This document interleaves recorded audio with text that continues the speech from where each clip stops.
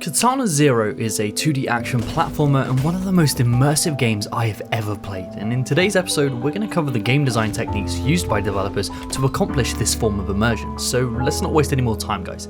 Timestamps are on screen now and also in the description, so spoiler warning from this point onwards. Alright, let's jump right into it.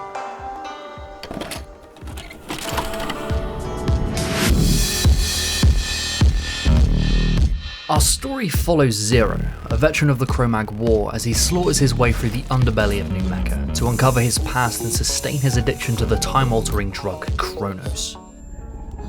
So yeah, that was a really short synopsis, and that's because I really don't want to spoil this story for anyone who hasn't played it yet. It's simply outstanding. Just when you think the story is going one way, it fucking snaps your neck and completely changes the direction, like what the fuck? Don't know, I've gone cross-eyed. I suggest you don't worry about this sort of thing and just enjoy yourself. That goes for you all, too. Yes. Story covers drug abuse, manipulation, and mental conditioning on a governmental and personal level, which was just way darker than I was expecting. Yeah, boy. Its solid, thick sense of atmosphere provided by the superb art direction and music contributes to the overall immersive quality of the game. But before we take a deeper look into immersion, we first need to define it in relation to game design itself.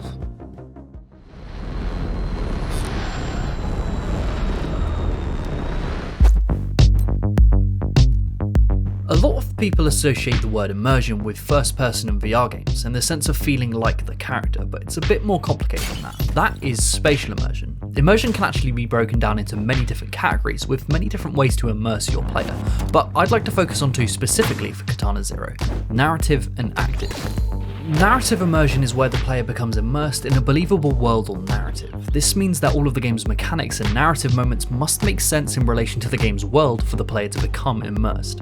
In my previous Prince of Persia: Sands of Time episode, we spoke about how the diegetic nature of its mechanics led to an increased believability of the game world itself. Go and watch that episode for a deeper dive into diegesis, but my fucking god, Katana ZERO might be the perfect diegetic game.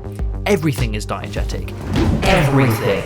The game's soundtrack, for example, well, it originates diegetically from a cassette player that Zero uses, making the music the player is listening to originate from the game world itself. And with tutorials, they don't just force you into them and make you read a load of filthy on-screen text, which could lead to a break in narrative immersion, because this is inherently a UI element and not a part of the game world itself. But after a few failed attempts at something, they call Zero to ask if he needs help.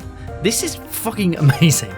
Oh, and these character dialogue boxes. You could argue that these could also lead to a break in narrative immersion, but they get around this by adding so much life to them through movement and colour. This then becomes a form of visual voice acting to convey tone and intent. This is just a beautiful way to take a 2D development constraint and turn it into a positive. And also, while in these conversations, the player is given a lot of choice with how they want to respond, and choice is such a huge part of becoming immersed in a video game, as games are the only medium in which we have full control over our character's actions. If you have a preconceived idea of what the character you're playing is like, then you want to play them as such, and then when you get to the dialogue options, they don't line up with your idea of the character. This instantly breaks narrative immersion. But here, every single way you might want to address each conversation, there is an option for you. If you want to interrupt people mid-sentence like a knobhead, you can do that. And these all affect how the game progresses, some even leading to secret events and bosses. For example, I chose to chat with this receptionist about anime. Well, I could have chosen to talk to her about many different things along with just fucking ignoring her, but because I chose to talk about sick-ass animus, it led to her actually aiding in my escape from the cops. These things are all genius, but this game's single most effective use of diegesis is with the drug Chronos. Throughout the game, Zero is forced to use this experimental military-grade drug, which gives the user the ability to relive and reassess a situation over and over again. This is respawning.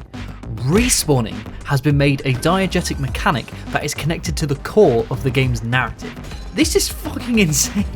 Bosses that also use this drug comment on how many times they've killed you and how fruitless your efforts are. You can also learn new things about them during your failed attempts and recite them back at them, freaking them the fuck out. This is amazing and the most creative use of a respawn mechanic I have ever seen in my life. All of these design decisions lead to the game flowing so smoothly, but what about the actual moment-to-moment gameplay? Is it as immersive? Well, I'll tell you.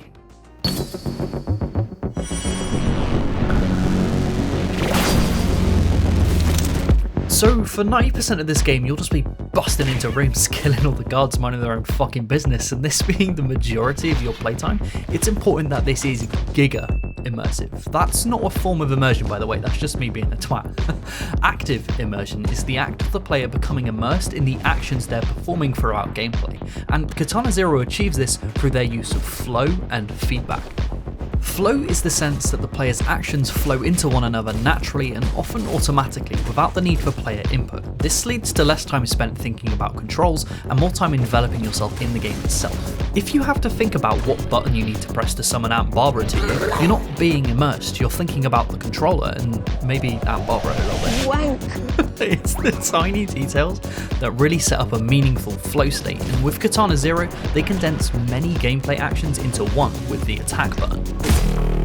Here, attacking an enemy propels you forward in that direction, meaning that each attack gives you momentum that carries you into the next one. This can also be used as a double jump, you can knock knives out of enemies' hands and reflect their bullets back at them, and all of these actions are assigned to one button, which cuts down on input time immensely.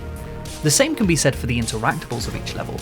Inside each level you can pick up items and just fucking launch them at once, but both picking up an item and throwing it is assigned to the same button. And also dashing over an item picks it up automatically, and throwing an item while next to another one picks it up instantly as well. These things may seem small, but they really add up, as the game being so fast paced, it really benefits from having so many actions assigned to as little button presses as possible, so the player can just focus on the game, increasing their chances of becoming giga immersed. But it's also the efficiency of these actions and the visual and audible feedback they provide that can also affect active and narrative immersion. When repeating the same action over and over, it's important for them to feel meaningful. Games that have repetitive animations break the verisimile quality of those actions. You're not watching your hero attack the fucking filthy hobgoblin, you're watching an animation repeat, drawing the player out of the game and breaking what? Yes, immersion, that's right. How many fucking times can I say immersion in this episode? But in Katana ZERO, you and everyone else dies in one shot, meaning each action can feel weighty because no attack is ever spammed. These attacks are meaty, and this is mostly due to the particle effects, sound design and screen shake, turning this into a feedback monster. Oh fuck, making every single action you take as ZERO and making it have weight and intent. Take any of these away and the feedback and flow just dissolves into a puddle of piss. These small design decisions might be the biggest contributor to why this game is so satisfying to play and giga immersive.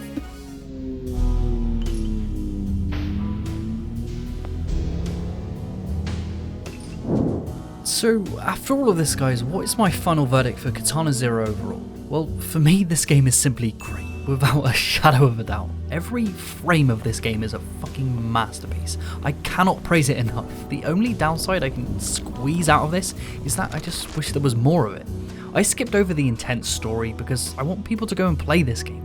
If you haven't played it yet, I cannot recommend it enough. Go and support ASCIIsoft and just chuck your fucking money at them so they can produce more masterpieces like this. I hope one day someone from ASCIIsoft can see this video, and if they do, I just want to say, fucking well done, mate.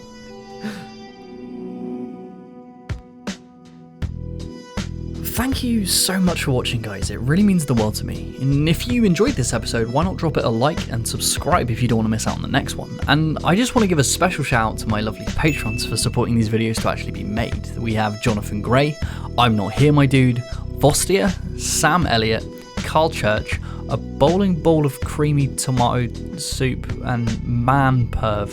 What the fuck are these names?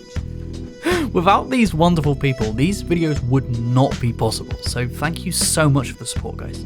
If you want to help support the production of this series, you can do so by checking out my Patreon, where you get to vote on the next Great or Hate episode and even get to see episodes early before they release. If you don't want to do that and you just want more of my combination of stupid humour and game development analysis, there's a new episode of Great or Hate that releases every other Sunday, and I stream every Tuesday and Friday at 7 PM GMT at twitch.tv/itsjermaine. I hope to see you there. Thank you so much for the support, mate.